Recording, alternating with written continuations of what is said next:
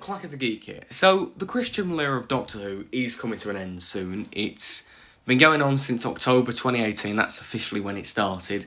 And I started my channel in July of 2018, and I have reviewed every single Chibnall story, except for one, Resolution, the 2019 New Year's Day special. And to be honest, I don't know why I didn't review it, because I remember really enjoying it at the time, but I think it was probably just because of the fandom, and I just wasn't motivated to really talk about it.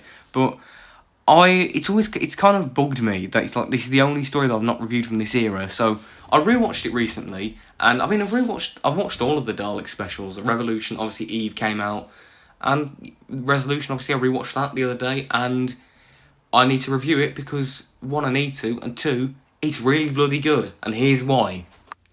Okay, so let's get the negatives out of the way first, because honestly I don't think this story has too many, but there are some pretty big ones. So the opening is crap, with the knights from the 9th century killing the Dalek. I don't buy it whatsoever.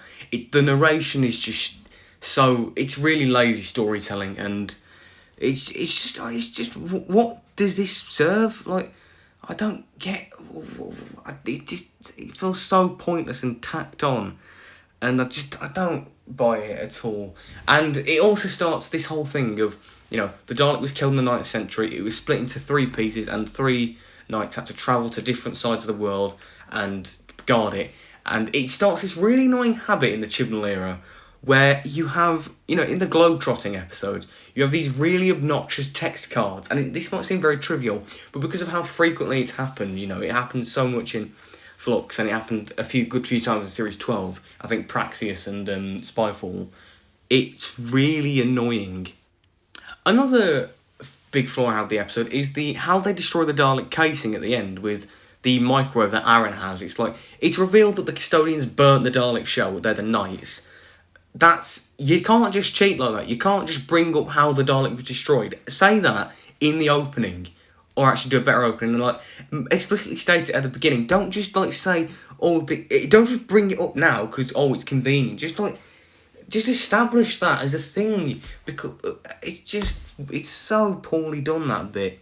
I also have a couple of little nitpicks. There's some clunky dialogue in places, and possibly one of the worst moments in not just the Chibnall era, but all of Who, the Wi-Fi joke with that family. It's embarrassing. It's beyond embarrassing, actually. It's just dear, oh dear, oh dear. No. But that's about it for the flaws of the episode, because I genuinely really like this episode, and there's a lot to like in it. So let's start with the Doctor, Joe Whisker, in what I would argue is her first great performance as the Doctor. Series 11, I just can't click with this Doctor. She does too cringy, the dialogue is terrible, the jokes aren't funny, and I just don't buy her as the Doctor, particularly in Series 11. Well, this is the first time, I think, where you do see that. Now, obviously, there are some really cringy lines, like the fam line and the skills with the Z. It do get a bit cringy, but I think you've got she has a real authority here that she'd later have in, Series 12 and definitely in Flux. And when she's confronting the Dalek, I think that's absolutely brilliant. She's not putting on a front, for companions. She's, fully authoritative and serious and confident and all that and whatnot. And shows a bit of fear as well. And because the Dalek is a really strong monster, obviously, it just works. And I bought her as the Doctor. Also, I just love the scarf that she has in the episode. I wish she wore it throughout the episode and not just the beginning. Now let's talk about the companions. So we have the main trio of Ryan, Graham, and Yaz of this, the early Chibnall era. It's weird seeing these companions now, because obviously they've long since gone this TARDIS team, pretty much. So first let's talk about Yaz. Now, everybody used to always say that Yaz didn't do anything in this story, and that was often a complaint of Series 11 specifically, and a lot of Series 12 as well. And it's because she actually had some character stuff in a little bit of Series 12, a bit of Flux, and Eve of the Daleks, but I forgot how frighteningly little she did in this story. And that, complaint, that was 100% true, because she barely did anything. Right throughout the episode, nothing changes practically. Looking back, Graham also didn't do an awful lot. I mean, he had some nice scenes with Ryan's dad, because he sort of links to that subplot, but other than that, he didn't really do an awful lot in this episode. It's Ryan who stood out to me, which I never thought I would say. But I'm going to sing Ryan's praises here, because this is honestly his best outing in Doctor Who. And Tosin Cole, his performance, I'm not even joking here, I think it was really, really good. A lot of people criticise this subplot with Ryan reuniting with his dad and this whole thing because it's so different from the Dalek action stuff. And yes, I agree, that is a main criticism of the story. It's like, one of these things doesn't fit. But I think that shouldn't undermine how good the Ryan dad subplot is, because it's really well done and a great bit of drama. And Ryan, Tosin Cole gives a great performance. So does the actor playing Ryan's dad, who I'm not sure the name of, but they both have some fantastic scenes. Like the cafe scene is fantastically performed, and it's very understated, and it's just very raw and real. And the final scene when they're by the supernova and the Daleks on Ryan's dad's back, and Ryan's like shouting like "Take my hand," and it's absolutely fantastic. And the music in that scene is really, really well done. And if it wasn't for this episode and also Revolution of the Daleks, I could say that Ryan is the worst Modern Who companion. But these episodes do bumping up that little bit, and I really do like him here. And with the whole Ryan's dad subplot, it's obviously, Ryan's dad, Aaron, wanting to, you reunite with some make amends.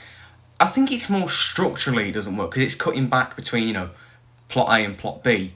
Thematically, as a New Year's special, it's like a New Year's resolution, him trying to make amends and start anew. Thematically, it does fit in this story, and it's well developed in my opinion.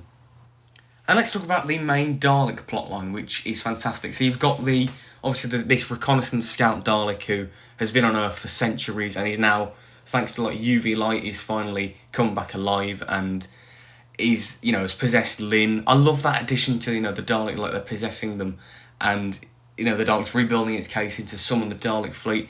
It's a great plot. It's simple but effective, and this is the best New Year's special of the Daleks, because it's concise. The two plot lines, they're well fleshed out. They're not perfect, but they're very well fleshed out, and it's not introducing so many different things like what Revolution of the Daleks did.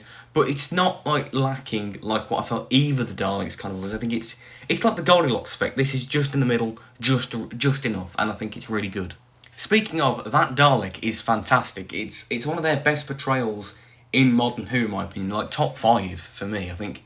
It's very much kind of a bit like Dalek, it shows how powerful one Dalek can be after years of, armies of Daleks and, a lot of, the Stephen Moffat era, as much as I love it, didn't do the Daleks particularly well for the most part. But this story does it well, and that's the thing that I think I always praise Chibnall for, is that he always understands the classic monsters, and this was the first instance of it. And, at the time it was really special, because it was the first time in Jodie's era that she was facing an old monster. So it was a real treat, and you kind of forget now how big of a deal it was at the time, but it was just... the Dalek is done perfectly, there's little bits of humour with the Dalek and its dialogue. The new metal casing, it's rustic, but it's a really cool design. And I like how it's also remote control. That's a kind of... the actual prop is remote control. That's a really interesting detail. But the actual mutant as well. I love how you see the Dalek mutant. It reinforces that point that the Daleks aren't just these robots. They are actually living, intelligent creatures inside these metal shells. And you really do see that for the forefront of this story. And I really appreciate that. And, Nick Briggs' voice work is again really good. It's a lot deeper, I think, especially when it's the actual mutant. It's a lot deeper and a bit different, and I really like that. It's quite creepy. And when the Dalek's fully formed in the case, it's killing everyone in sight. There's that fantastic scene when it faces off against the army, and there's some brilliant lines of dialogue in that scene. Allocated surrender period expired, exterminate. It's brilliant, but it's so powerful. It's so powerful, wipes them all out. So many people get killed, and it's just... Chibnall understands the Daleks as, intelligent creatures who will just kill. And that's, brilliant stuff there. Let's now talk about Lynn and Mitch, the other side characters. I think we should probably focus on Lynn, because she's the main side character, played by Charlotte Ritchie, I believe. But she's really good. I like the chemistry that her and Mitch have. I like their little dynamic. I like it. They're nice and down to earth, and then...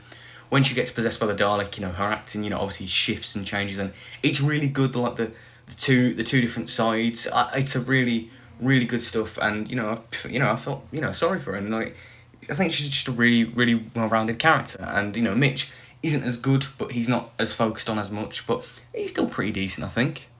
This episode is brilliantly directed. I think Wayne Yip directed it, who I think also directed a couple of Capaldi stories, but he did a great job with the direction. There's some fantastic shots in here that are really striking. There's some great set pieces, as I said, the Dalek versus the army at one point, the moody atmosphere in the sewers, the brilliant car chase at one point, and the bit of the supernova at the end in the TARDIS and whatnot. They're all fantastic set pieces, and they're very striking and well directed. There is some rather ropey CGI at parts. There's the bit with the Dalek firing the missile and the tank firing the missile, and like it goes all slow-mo and it like all scratches it, and it is quite bad. And I think they do use a CGI Dalek in some places just to make sure that they weren't spotted on location, which, you know what, I can see why, but I don't know. But they are just kind of nitpicks. Also this episode, the score by Sega Nakanola, who I don't really mention an awful lot, and I just... because he doesn't really... his music is more there for atmosphere, and he tries to just make a score, but you don't really remember a lot of the tracks. But this episode, I think, is a perfect marriage of his style and a bit of Murray Gold's, bombast and memorable motif style. Because you've got some great tracks, the Dalek track, the dun dun.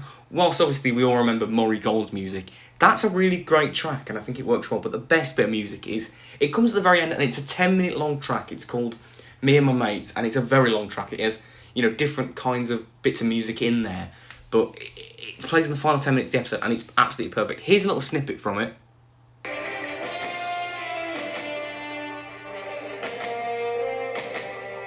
I always remember that track, and it, for me, is Sega Nakanola's best work on Doctor Who, in my opinion.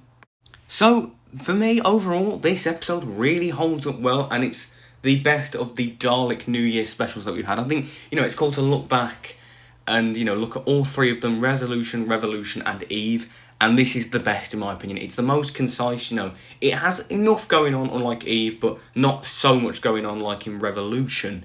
It's got signs of the Great Doctor that I would come to see in bits of Series 12 and Flux. You've got it makes me care about a character with Ryan that I didn't care previously for. The Daleks are written perfectly, some cool characters, brilliant direction, fantastic music, and it really is. It does feel like a bit of a blockbuster New Year special, and it is just really entertaining to watch. So I'm going to give it an 8 out of 10. So I hope you enjoyed this video. What do you think of Resolution? Do you enjoy it? Do you not? Let me know all that in the comments below. Be sure to like and subscribe, click the bell so you don't miss a thing, and this is Clacka The Geek signing out. Goodbye everyone.